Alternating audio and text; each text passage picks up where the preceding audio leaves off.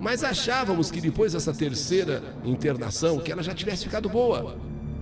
Quando ela então inesperadamente ficou mal e levada para lá, começou então o trabalho de parto e ao dar à luz, ela acabou sofrendo uma parada cardíaca. E por mais que os médicos tivessem feito, não deu para evitar a sua morte. Foi uma tristeza, mas foi um choque. Foi um abalo tão grande, mas tão grande, que nós não queríamos acreditar. Ainda jovem, alegre, feliz pelo segundo filho que viria ao mundo. Meu irmão só faltou enlouquecer. Só faltou enlouquecer. Ele não se conformava com a morte da esposa.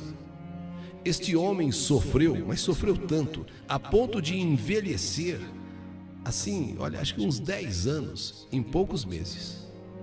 Envelheceu mais do que o normal, assim, de maneira rápida. Uma saudade dessa esposa, mas uma saudade, uma dor no coração. Não fossem as crianças.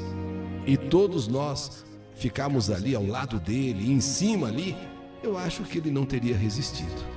Acho que ele teria feito uma loucura.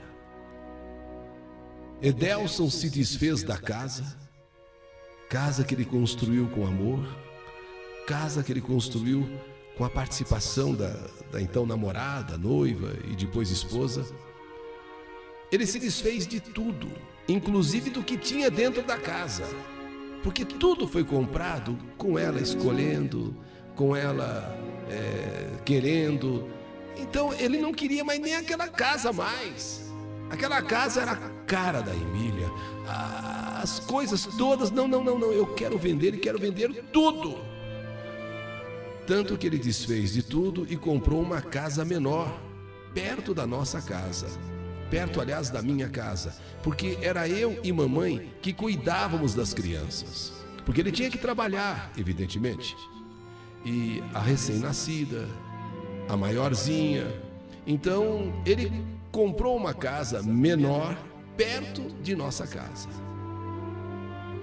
Mamãe sempre dizia que o tempo iria se encarregar de cicatrizar aquela ferida, de diminuir aquela dor e de apagar aquelas lembranças. Que ficassem só as lembranças boas, mas que as lembranças tristes, daqueles últimos 2 meses de gravidez, suas internações e depois a sua morte, ao dar à luz, que isso se apagasse da vida daquele filho. Dizia a mamãe que, olha, um dia o Delso vai encontrar uma pessoa, ele é novo ainda, e vai recomeçar a vida.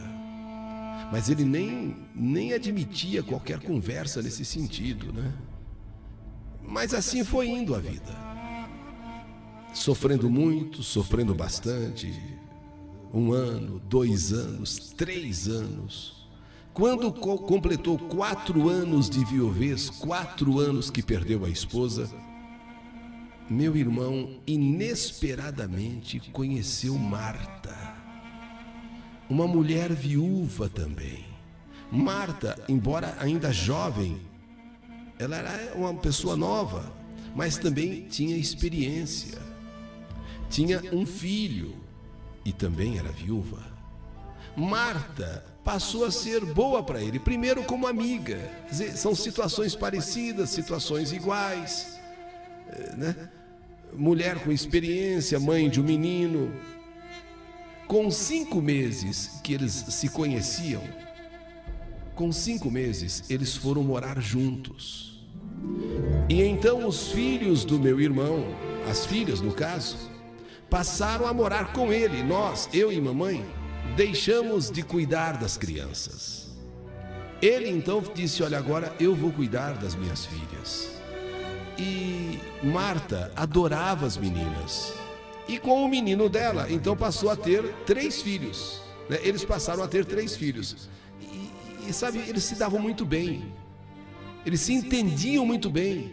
Talvez Marta, pela experiência que tinha, da viuvez, da situação que viveu, ele também. Então parece que eram duas pessoas sofridas, duas pessoas carentes, que de repente, num dado momento da vida, se encontraram para serem felizes. E assim, depois de 5 meses, foram morar juntos. Mas meu irmão nunca gostou de nada errado. Meu irmão nunca gostou de nada assim meio, sabe, meio mal explicado. Então o que ele fez? Ele queria se casar. Depois de um certo tempo morando com Marta, achou por bem que o certo seria os dois se casarem. Não continuar daquela maneira morando junto. Não continuar daquela maneira, afinal de contas eram 2 viúvos, eles podiam se casar no cartório, na igreja se quisessem, e ele então queria oficializar aquela união, pois não achava certo simplesmente, sabe, ficar morando junto. Poxa, se nós podemos nos casar, por que a gente vai ficar morando simplesmente junto? Eu quero dar, sabe, oficializar essa união. E assim, depois de uns 2 anos em que eles moravam juntos, aconteceu o casamento. O casamento deles aconteceu e foi um casamento assim, simples. Porque diferente do primeiro casamento, que foi aquele casamento todo, mas esse casamento, os dois já tinham se casado, cada um, né, na sua vida. Então o casamento foi um casamento simples, apenas para oficializar a união. Ele não esquecia de Emília, mas agora ele está com Marta. A vida ganhou para ele um novo colorido. Só que após a oficialização do matrimônio,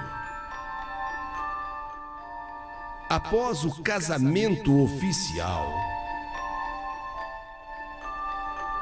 Edelson um dia estava no quarto. Quando ele ouviu o colchão fazer aquele barulho de como que se alguém estivesse sentando e deitando.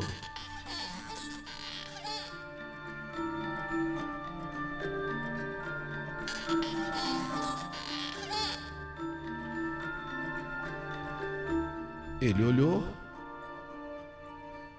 Ele ainda deu para perceber que o colchão estava como que meio mexendo, assim, mexeu um pouquinho. Ele falou, não, acho que deve ser uma coisa, acho que deve ser impressão minha, mas que eu ouvi o barulho, eu ouvi. Como se alguém tivesse sentado e até deitado sobre aquele colchão. Mas não tinha ninguém no quarto, era somente ele. Tinha saído do banheiro, estava se trocando. A esposa, a Marta, estava fazendo comida lá na cozinha, mas que ele ouviu, ele ouviu. E até teve a impressão que viu o colchão se mexendo. Ficou por isso mesmo, foi lá para o quarto, foi jantar. Ele nem comentou com a esposa, ele nem comentou nada com a Marta. Eu não vou falar isso, você vai achar que eu estou ficando louco e outra, né?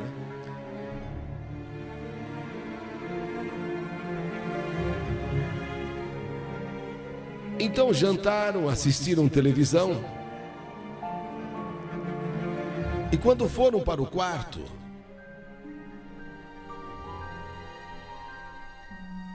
ele estava meio que ressabiado, embora não tivesse dito nada para Marta. Não vai falar uma coisa dessas, que ouviu alguma coisa. Mas quando Marta entrou no banheiro para fazer a toalete, e ele no quarto tirando a roupa para colocar um pijama, ele novamente teve a nítida impressão que o colchão se mexeu. E aquele barulho de colchão rangindo.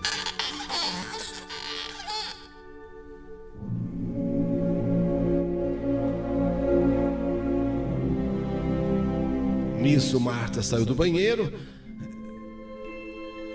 Ele estava meio com a cara meio assim. Algum problema, meu amor? Não. Eu estava esperando você sair do banheiro. E foi para o banheiro ele. Ela fez a toalete e se deitou. Ele vai no banheiro, então faz o que tem que fazer tal, e volta. Mas ele estava ressabiado. Deitou-se.